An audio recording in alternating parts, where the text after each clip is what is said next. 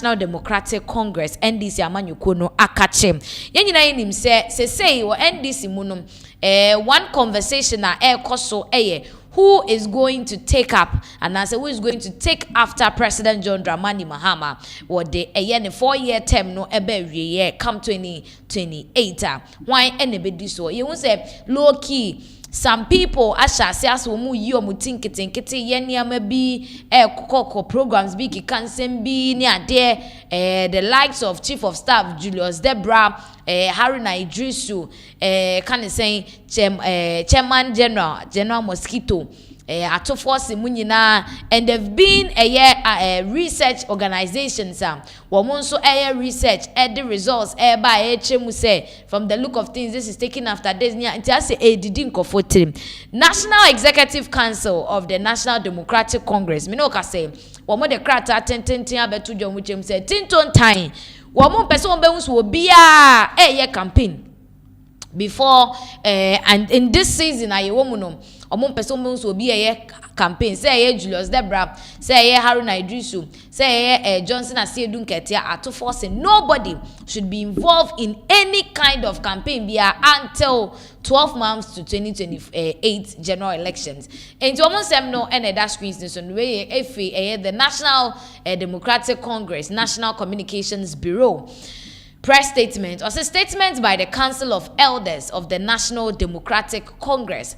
The Council of Elders of the National Democratic Congress NDC wishes to inform all members of the party and the general public that it held a meeting with His Excellency John Dramani Mahama, President of the Republic and leader of the NDC on Friday 29th May 2026 into Umuchema Friday twemu na mpanimfo a wo NDC amanyuko no emu no wo mo ne mampani John Dramani Mahama nhyemude na de nhyemude ne fa ho no enu nie. Also, following extensive deliberations on matters concerning party unity, discipline and the collective responsibility of all members towards the successful implementation of government's resetting agenda, the council issues the following statement for the guidance of all party members.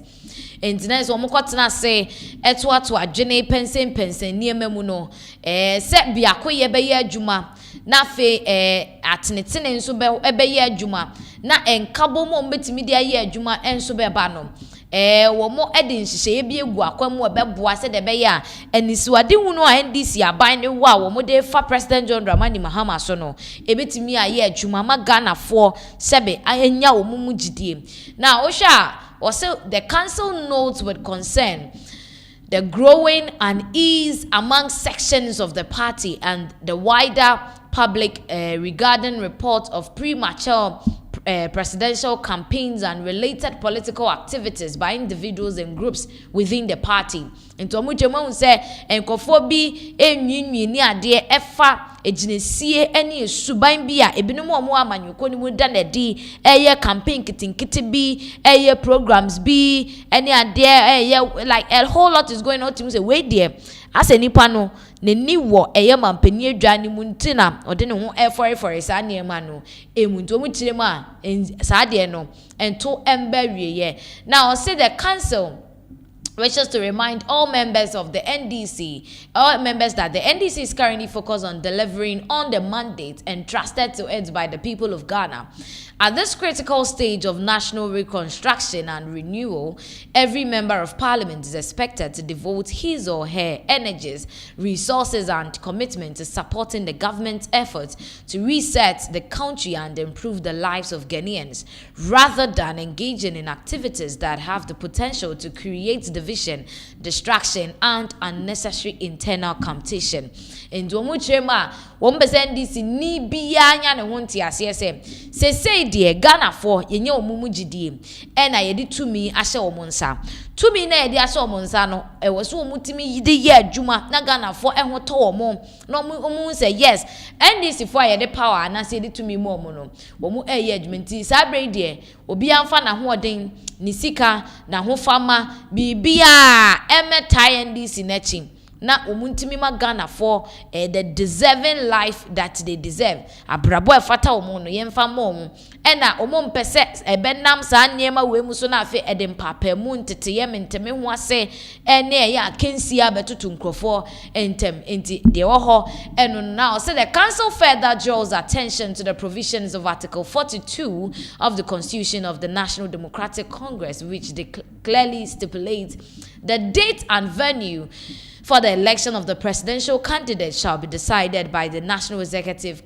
Committee, NEC, but that election shall take place at least 12 months before a national election date if the party is in power, and at least 24 months if the party is not in power.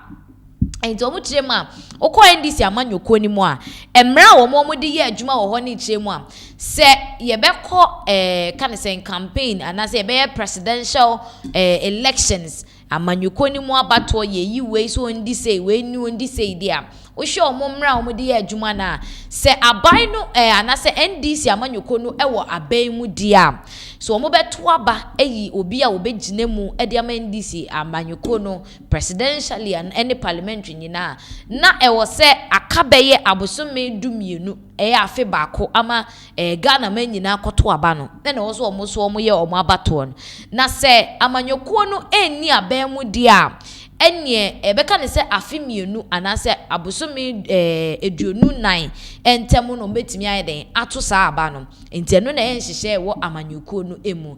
Now said the council emphasizes that until the appropriate constitutional processes have been initiated and the National Executive Committee has determined the timetable and guidelines for the conduct of presidential primaries, no individual, group or interest bloc is authorized to undertake or promote any form of presidential campaign, whether directly or indirectly. Intina cheso mu chema said them run etientinom sa amanyoko ni mpanimfo enhye da omumfa da bi meto ho se eda se ye koto aba anase se ye bia mu so obi anya ne campaign a untimi nye. Yes, enti de yan se obenya abotoye mu no watwen kopem se empanimfo de bi ebe de enti sabre de group bi ani woni pa bi ani wo se wode ne ho efori eye campaign sem bia emu. Now accordingly, the Council of Elders direct all persons engaged in such activities to cease forthwith. These include all forms of campaigning, mobilizations, endorsements, publicity, or related activities intended to advance the presidential ambitions of any prospective candidate. Enti omujema efri nekwe emo bia mfa ne ho nkohyehe bibia mu se bia ye work ye posti niema bi ye trotro niema bi ye niema obi gina kira obe se we die asomasi campaign bi kwan bi so na wo ye ne da bi omo mpesa ade no. Now the council calls on all party members to remain focused on the larger task before us, consolidating the party's unity, supporting the government's transformational agenda, and working together to fulfill the expectations of the Ghanaian people. And omo tremu dia eni se no ye nyina ye nkọ benkro mu na ye ndwene enhwe to aba akomu se ye bema Ghana etimi agina brane nkabo mu aba amanyuko no emu na afa bibia esi president na ni so no yetimi aye na ama oman no aye krabehwe. Now lastly, also the time for internal contest will come. For now, our collective responsibility is to serve the nation and successfully implement the mandate entrusted to us. In this abode de wo pa ne say ye ba behwe ama oman Ghana ojidia we nyaye o party ni mu no ombetimi edi wo moboshe so krata we the Council of Elders NDC amanyuko no na wo mo ensa ehya na say o mo bo mo modern pa say koka no eto ebetwa say Haruna Idrisu say General Mosquito say Ato Forsen whoever it is no ebre no enso yebre ne so a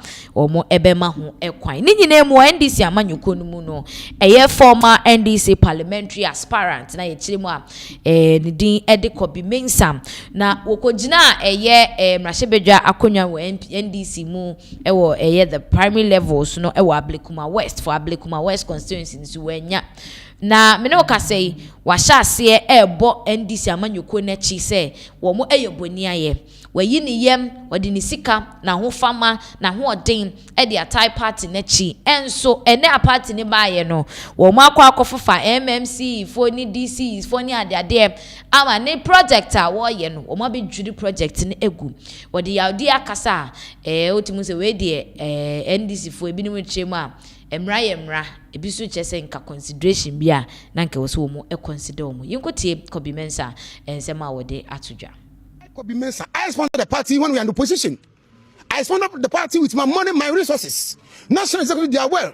So if I sponsor the party to come to power and the party will appoint me minister and MC and they will hunt me to intimidate me that they don't want me to do anything here, I'm going to sue the MC and I will sue the MP. I will make sure the law will take control. 1997 is when I acquired this property. So in the documents, I wrote a letter. I sent the document to the Lands Commission of Ghana, and they also wrote a letter to Metropolitan Assembly.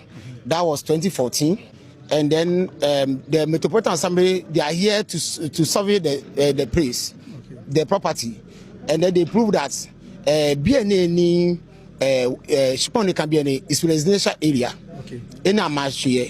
That managed property in Metropolitan Assembly by BNA. There's no gutter here. No can you bone a pampers, Nikan bone a pampers, no ya pampers be a dental adumogen at Chanagata, Jemmy. Not a put a jabot in Spom. No, you know, me if offense or like a done gata jom, I do pampers like a jom, JB Adum like a jom. So I'm calling me no net no fe Niji Linda crew, regional minister.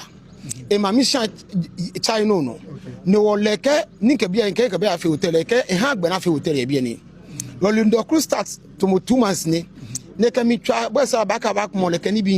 get to the point that I'll report her to the national executives, and they call her. So she rather invite me to his office. I went. During the discussion, a Kremaka is a community. So Linda crew power the youth of this community to hunt me so that this project will not come on. Secondly, to the MC here, which is George Nick Papo, the MC is not fair to me at all. After I contest election at Abikma West here, really? And it was a stolen election. Like I'm the MP here, but it doesn't matter. After I don't they appointed the MC, and then they wrote a note on our platform that now we get the MP, we get the MC also. So we are going to see how Kobi Mensah will manage incompetence in this Abikma West. So then about 6 months ago, the MC himself came to my hotel at last to come and do demolition there. My first one broke down. I was rebuilt, and he sent the guys to come and clear everything off. So even I do a press conference about the step that the MC took. But sometimes people use their power, their position to intimidate people. So this thing that they do is the MC and the regional minister. And look, my brother can go to all the places and check. If you are doing demolition, you are clearing me off from this place. Make sure everybody that is close to this place have to be clear off. But only me. He went to my hotel. There's over 40 containers. Kobi Mensah, a NDC parliamentary aspirant, the Mablikuma West, and ye in Sema wade to Jana just from Ononin Chemune de. It is more or less like a dream pobi or mabwa or more the ATN said the beya. The project will pese oyeno embemu. Now after all these years, the sacrifices are why ye a diabwa NDC and Nasida in the beach remwa why the ensen emfata.